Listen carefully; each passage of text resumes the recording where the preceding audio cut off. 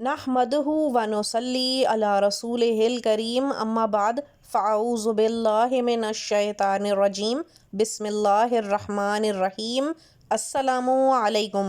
شروع کرتے ہیں اللہ تعالیٰ کے پاک نام کے ساتھ کہ جو ہمیں پیدا کرنے والا ہے، اور لاکھوں کروڑوں درود و سلام آقائے دو جہان صلی اللہ علیہ وآلہ وسلم پر۔ اللہم صلی علی سیدنا محمد وعلی آل سیدنا محمد وبارک وسلم صلی اللہ علیہ وآلہ وسلم۔ سامعین گرامی، آج جو وظیفہ ہم آپ کے لیے لے کر آپ کی خدمت میں حاضر ہوئے ہیں، یہ وظیفہ شادی کے لیے ہے۔ آج کل شادی اور نکاح جیسی سنت کو ادا کرنا انتہائی پیچیدہ بنا دیا گیا ہے۔ آج کل کے اس نفسا نفسی کے اور بھاگم دوڑ کے زمانے میں اچھے رشتے ملنا بہت مشکل ہوتا جا رہا ہے، اور یوں دیکھا جائے تو ڈیمانڈز بھی بہت زیادہ آج کل اونچی ہو چکی ہیں۔ لڑکے والوں کے اپنے ہی دماغ ہوتے ہیں، جبکہ لڑکی والوں کے بھی اپنے ہی ذہن بنے ہوئے ہوتے ہیں۔ کہیں کوئی مسئلہ آتا ہے، کہیں کوئی مشکل پیش آتی ہے، اور یوں بے شمار لڑکیاں بیٹھی رہ جاتی ہیں اور ان کی عمر گزر جاتی ہے، رشتے نہیں مل پاتے، شادی نہیں ہو پاتی۔ یہ تمام حالات دیکھ کر والدین، خاص کر لڑکی کی ماں کے دل پہ جو کرب اور اذیت کا معاملہ گزرتا ہے، وہ صرف وہی ماں جان سکتی ہے۔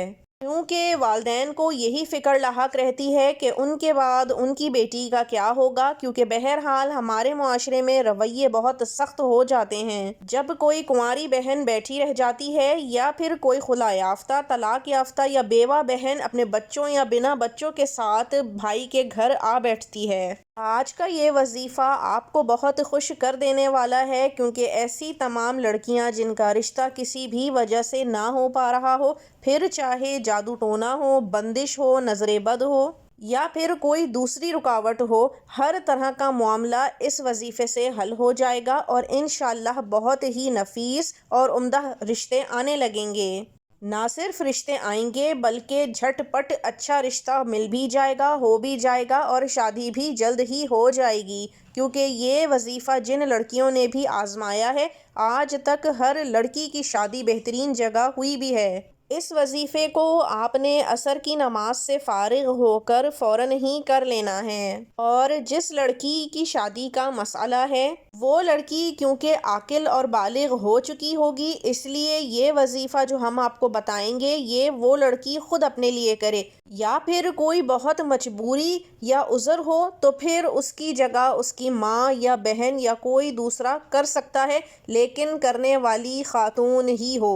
کرنا آپ نے یہ ہے کہ باوضو ہونا ہے، اور اس کے بعد اپنی دروازے کی چوکھٹ پر، وہ دروازہ جس سے آپ گھر میں داخل ہوتے ہوں، بیٹھا کسی بھی چیز پر جا سکتا ہے، چاہے زمین پر دری بچھا لیں، پٹرے پر بیٹھ جائیں، یا پھر کرسی پر۔ اس کے بعد آپ نے اول و آخر 11 مرتبہ درود ابراہیمی کو پڑھنا ہے، اور پھر درمیان میں 33 مرتبہ یعنی 33 ٹائمز سورہ نشرہ، جو کہ قرآن کریم کے 30ویں پارے میں موجود ہے، کو پڑھ لینا ہے، اور 33 دفعہ سورہ نشرہ پڑھنے کے بعد 3 مرتبہ تیسرا کلمہ پڑھ لینا ہے۔ اس وظیفے کی کوئی دنوں کی تعداد مقرر نہیں ہے، جب تک کوئی اچھا رشتہ آ کر پکا نہ ہو جائے آپ نے یہ عمل روز کر لینا ہے۔ ناغے کے دنوں میں ہرگز یہ عمل نہیں کرنا، کیونکہ اس عمل کے لیے عصر کی نماز کا پڑھا ہونا اور وضو سے ہونا بہت ضروری ہے۔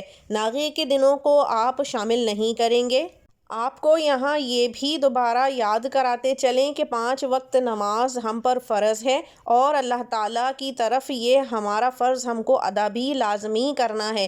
بنا نماز پڑھے آپ اگر چاہیں کہ وظائف کر لیں اور وہ اثر بھی دکھا دیں، تو ایسا نہیں ہوتا۔ جب آپ اللہ تعالیٰ کے سامنے اس کے بلانے پہ 5 وقت کھڑے نہیں ہو سکتے، تو خود ہی انسان کو سمجھ لینا چاہیے کہ آگے کی تمام کوششیں بیکار ہیں۔ اللہ تعالیٰ ہر بچی کا نصیب اچھا کرے اور آسانیاں پیدا فرمائے، آمین۔